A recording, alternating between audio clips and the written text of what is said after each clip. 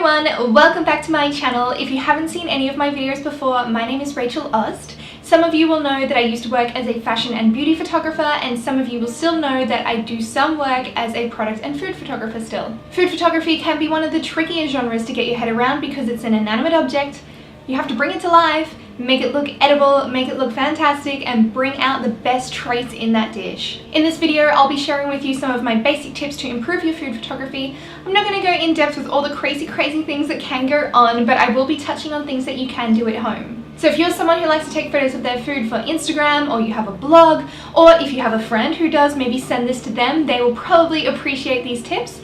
That's the sort of stuff that I'm going to be covering in this video, so lighting and props and backdrop and how you're going to set up the photo. Don't forget to hit subscribe if you are new to my channel. Future videos in this taking photo series will cover lighting, they'll also cover portraiture, and they're even going to cover selfies. So make sure you're subscribed so you don't miss out. I'm going to jump into the video now. If you do enjoy it, please don't forget to give it a thumbs up, and I will catch you guys next time. Alright, so who's taken a simple photo of their food like this before? Doesn't look too great. I probably wouldn't want to eat it, even though I know the dish is actually quite delicious. So if you're trying to bring out the best features in a dish, you need to bring out all the elements around it.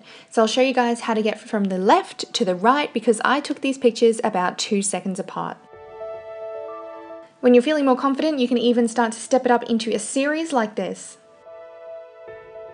The first point I want to touch on is the feeling that you want to convey with the photo. How will the image be used, and what feeling do you want to go for? I wanted something dark that was a tiny bit rustic and that had a lot of greens in it. The second step is to plan. You don't always have to plan on paper, at least just have a rough idea of what you want to photograph and what you'd like to place where. This will help you achieve the look a lot quicker rather than making a lot of mess and having to change it around again and again.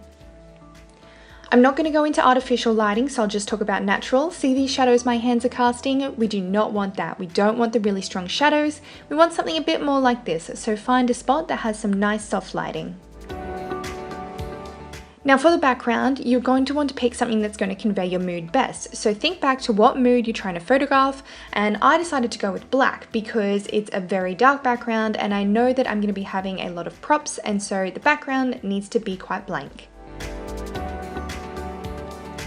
For food photography, it's very handy to be able to use fresh ingredients. They're very easy props that you can get a hold of. For the plates, I didn't want white because that ruined the mood. Then I had black and grey left. The black was very reflective, and I knew that I would probably catch my reflection in that bowl.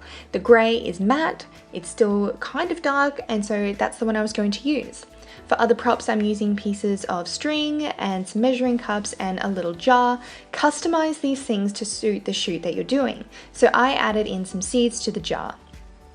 Another funny little prop that I decided to use on this shoot was actually soil. So I had some soil and I coated the carrots in water and then the soil. Think outside the box when it comes to food photography props. You can use just about anything.